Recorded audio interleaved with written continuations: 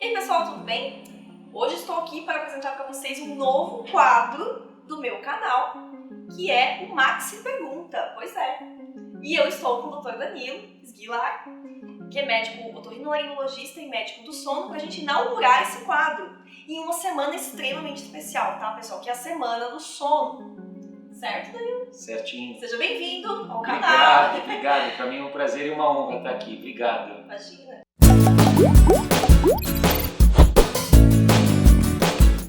Mas antes de a gente começar a entrar nesse assunto da Semana do Sono, acho que muita gente deve estar se perguntando, né? O que a otorrinolaringologia tem a ver com o sono?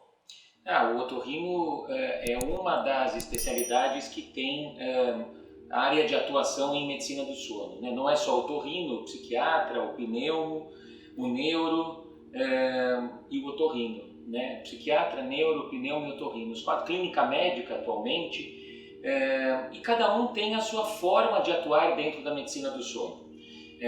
O pneumologista mexe muito com a parte ventilatória, com os CPAPs, que são aquelas máscaras que se coloca para o paciente respirar melhor à noite e evitar os colapsos da via aérea superior.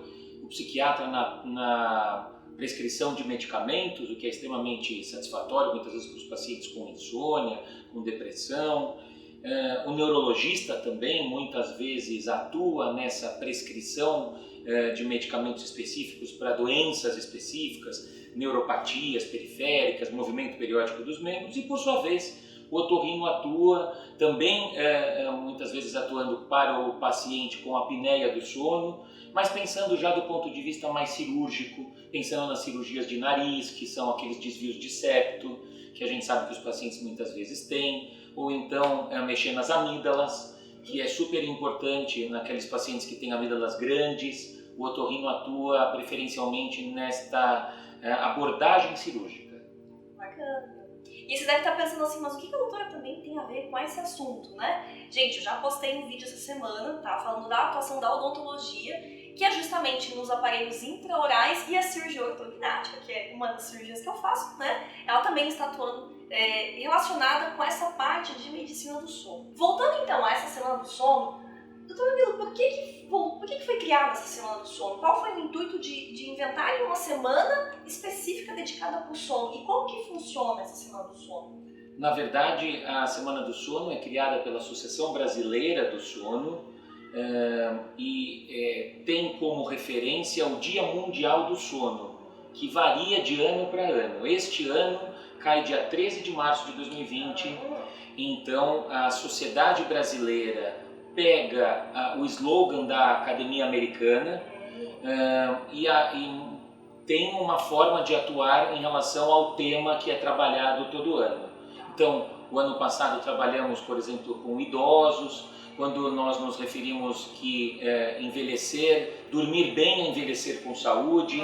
Então, batemos bem na tecla de um sono já prospectivo, pontuando de que quem dorme bem está realmente se preocupando com o futuro, uma vez que você evita e minimiza impactos de doenças metabólicas e cardiovasculares. E esse ano a temática é sobre sono e sonhos melhores para um mundo melhor. Olha que bacana, gente? Que vem do inglês, né, de Better Sleep, Better Dreams, Better World. E a gente adaptou aqui para o português com o slogan Sono e Sonhos Melhores para um Mundo Melhor. Tanto que eu trouxe aqui a camiseta da nossa campanha, que realmente vem para que a gente alerte a população realmente para os distúrbios do sono, o quanto isso é impactante na vida de pessoas que não dormem bem, seja de forma quantitativa ou qualitativa, uma vez que o sono é parte integrante desse nosso processo fisiológico. Vocês já viram o quanto ele falou já de quanto é importante a gente dormir bem, né? E sonhar.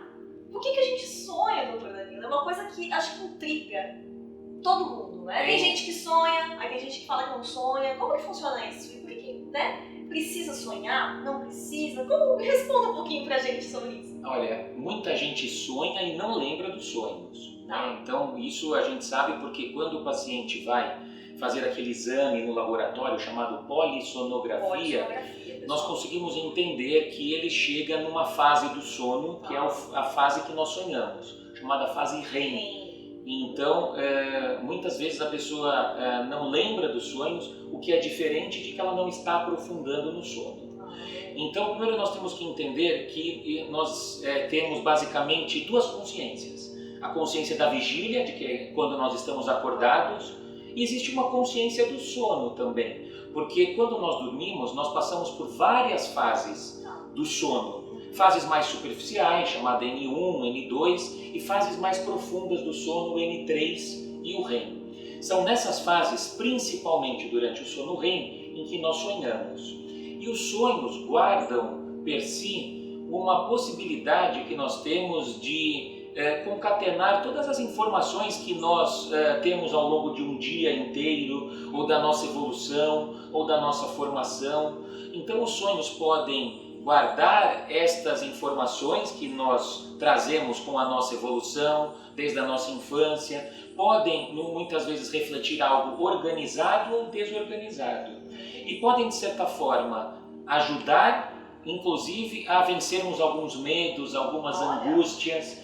Portanto, o sono faz parte desse processo, e o sonho mais ainda, para que a gente consolide melhor a memória, para que a gente absorva informações importantes que nós tivemos ao longo de um dia e descartar, inclusive, informações que não são pertinentes. O sono REM faz essa magia, vamos dizer assim, que é o encantamento da gente conseguir extrair informações pertinentes e descartar informações que não têm tanta importância. Por exemplo, quando a gente tem uma prova, a gente muitas vezes fica com a ideia de que eu preciso estudar até mais tarde para absorver a matéria. E é um ledo engano, porque a gente precisa dormir para consolidar melhor essa matéria. Isso vai ser muito mais proveitoso num dia inteiro em que você vai precisar da sua consciência, da sua memória atuando e trabalhando, do que quando você acha que está rendendo mais não dormindo. Virando a noite, estudando, tomando Coca-Cola, café, viu, gente? Exato, exato. E muita gente faz isso, né? Deixa o sono para depois. Eu creio que nós estamos vivendo uma epidemia de privação de sono. Sim. Que é, na verdade, deixar sempre o sono para um segundo plano. Inclusive, gente, acho que tem muito na moda, né? Acho que você vai concordar comigo, essa coisa de alta produtividade, e até tem um clube assim, né, de um pessoal que tem restringido cada vez mais o seu horário de sono, né? E isso se aplica para todo mundo, é todo mundo que pode dormir só 5 horas? É a mínima parcela da população. Então, nós sabemos que a média populacional de horas de sono perfaz em torno de 7, 8 horas de sono por noite. Normal. Esse é a média. Não existe um vendo, normal. Gente, você está dentro da média. Então, pode ser que se você reduza demais, tenha prejuízos, né? Sem dúvida. E não ter sono REM, ou diminuir essa quantidade de sono REM, além de não sonhar, minimizar essa quantidade de sono, que pode ter alguma outra consequência? Pode. O impacto realmente, como nós falamos, de cognição, memória, alterações de humor, a pessoa fica muito mais embotada, depressiva, irritada. E isso faz com que realmente a gente entenda que a pessoa não está aprofundando no sono de forma satisfatória. E justamente na contramão, né, de toda essa ideia de dormir menos, né, que a gente ser mais produtivo e tal, justamente a semana do sono vem, né, em relação a isso. Vamos dormir bem, se preocupar com isso, para sonhar melhor, né? E quais são as principais dicas que você gostaria de deixar para o pessoal que está realmente preocupado em ter uma noite de sono boa, proveitosa, com muitos sonhos, né, gente? Que vocês perceberam o quanto é importante. Bom, existem várias, né? Eu, no consultório, costumo dar algumas dicas sobre a importância que o sono tem na vida desta pessoa. A primeira delas é dormir em horário correto, né? Então, respeitar as horas de sono. Você, então, tem que dormir no mesmo horário, acordar no mesmo horário, inclusive de finais de semana. Já ouvi falar sobre isso. Às vezes dá aquela vontadezinha de dormir até umas 10, né? Esticar, mas a gente sabe que não é ideal. Que não é o ideal. Então, o que nós sabemos é que o sono perdido ao longo da semana não é recuperado nos finais de semana. Gente, olha isso. Muita gente tem essa percepção de que vou aproveitar o final de semana para dormir o que eu não dormi durante a semana. Confesso que eu tinha essa percepção até pouco tempo atrás.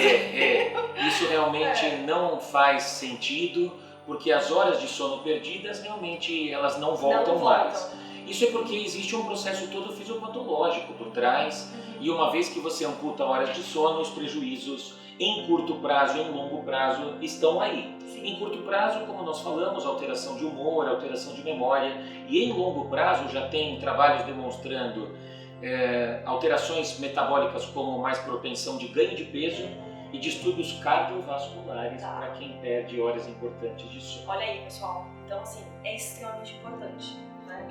Bom, continuando em relação às dicas de sono, o que nós temos? Nós temos a parte alimentar para se elencar como também uma dica importante. Qual seria? Que a pessoa deve se alimentar de verduras, proteína, algo mais leve. Isso ao longo do dia ou mais à noite? Mais à noite para que não... porque o que nós sabemos é que carboidratos normalmente são de difícil absorção e digestão. Aquele rodízio de massa, de sushi à noite. À noite não é bem-vindo. O pessoal vai ao meio-dia. Melhor. Outra dica é que o quarto seja um ambiente propício para o sono. Então, o quarto escuro, com pouca iluminação, com uma temperatura adequada, pouco ruído, o travesseiro de forma adequada. Aquelas luzinhas de LED que ficam, elas são suficientes para atrapalhar o sono? Olha, depende. Para a criança, por exemplo, é extremamente calmante. A gente até pede para usar uma luz azul, né, dessas de tomada, que sejam uma voltagem bem baixa, para que muitas vezes embale o sono da criança. Mas para a produção de um hormônio que é extremamente importante, chamado melatonina, que é um indutor do sono de forma endógena, ele é produzido na cessação do estímulo luminoso. Então é importante que a gente esteja num ambiente escuro para que a melatonina atue e, portanto, embale o nosso sono. Então, pensando por esse ângulo, quer dizer que o pessoalzinho que fica no celular, assim, ó, né? Internet, Instagram, o próprio YouTube, gente, até logo antes de dormir, não é recomendado. Então. A recomendação é que se desliguem celulares, tablets, computadores 1 hora antes de ir para o sono. É o que eu chamo de ritual do sono, ou uma boa higiene do sono. Então eu peço para que as luzes fiquem mais baixas, também 1 hora antes, para que a pessoa já vá condicionando que a hora de dormir chegou. E algo muito importante é que a cama foi feita para dormir. Não levar nada para a cama, uma palavra cruzada, o próprio celular. Práticas como ler também são bem-vindas, mas fora da cama. Sério? Olha, nem rezar, aquela leitura assim que vai induzindo. Não é recomendado. O que nós pedimos é que a pessoa leia fora do ambiente de cama. A hora que vem o sono, ela fecha o livro e encosta no seu leito para de fato dormir. É meio que para formar um gatilho a nível cerebral mesmo. O corpo condiciona que realmente é a hora de dormir. Então, as práticas para induzir o sono são das mais diversas. Desde que o corpo condicione realmente aquele horário que chegou o momento para você repousar sua máquina chamada corpo. Perfeito. Então aí entra, imagino eu que deve entrar algum chazinho, aquela historinha de leite morno antes de dormir. Isso tudo ajuda, então faz parte Isso ajuda nesse ritual. Existem né? alguns mitos para isso. Por exemplo, quando a gente fala do leite, algumas pesquisas mostram que a quantidade de triptofano que existe no leite não é suficiente para a indução do sono. Então, por que muitas pessoas usam o leite para dormir? Soninho, né? Porque entra neste ritual do sono e a pessoa se condiciona que a hora que ela tomou aquele leitinho morno, chegou o momento de dormir. Doutor, e deixa eu te perguntar a questão de meditação. Tem muita gente que fala que medita antes de dormir e que tem muito benefício com isso. Provavelmente vocês já devem ter ouvido falar. Isso é extremamente importante e também impactante de forma benéfica para o sono.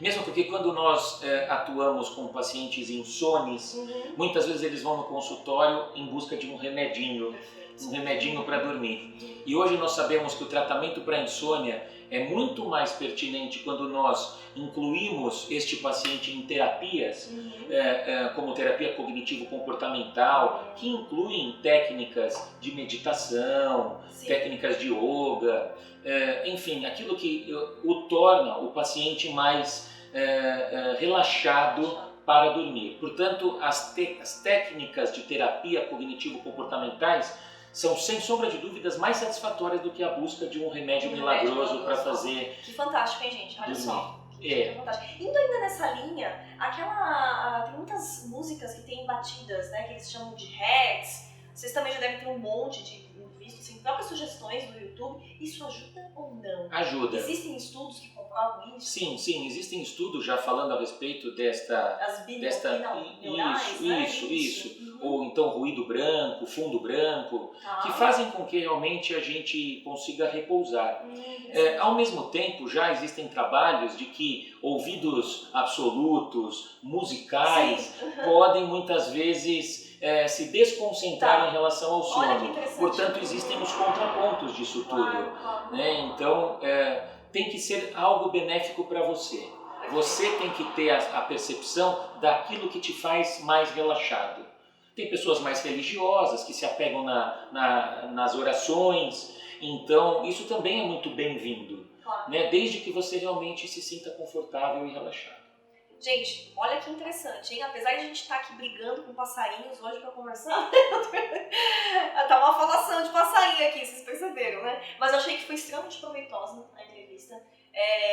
Gente, inaugurei, né, o canal, Max Pergunta, eu vou trazer muitos outros profissionais, outros colegas, da odonto, outros profissionais de outra área, outros médicos, outros profissionais da saúde, para agregar muito conhecimento para vocês. Eu espero que esse vídeo tenha agregado muito. Se você gostou, deixe seu like, compartilha. Tem alguém aí na sua família que não está dormindo direito ou agora você ficou atento e esperto que é importante dormir, extremamente importante. Então compartilhe esse vídeo com essa pessoa, tá bom? E vamos em frente essa semana do sono. Sim. Fazer a coisa acontecer, né, gente? Ajude na semana do sono, aproveita que tá, né, o Brasil, né, é nível nacional, né? São mais de 80 cidades no Brasil atuantes dentro da Semana do Sono. É muito incrível isso, gente. Então aproveitem isso e compartilhem, façam parte da Semana do Sono, tá bom? Doutor Danilo, gostaria de agradecer a sua presença. Pra mim, uma honra. E se Deus quiser, ainda teremos outros vídeos com o Doutor Danilo mais pra frente, falando de outras coisinhas aí. Eu tô sempre à disposição, pra mim uma honra e um prazer. Muito obrigado. Até a próxima, gente. Tchau, tchau. Tchau.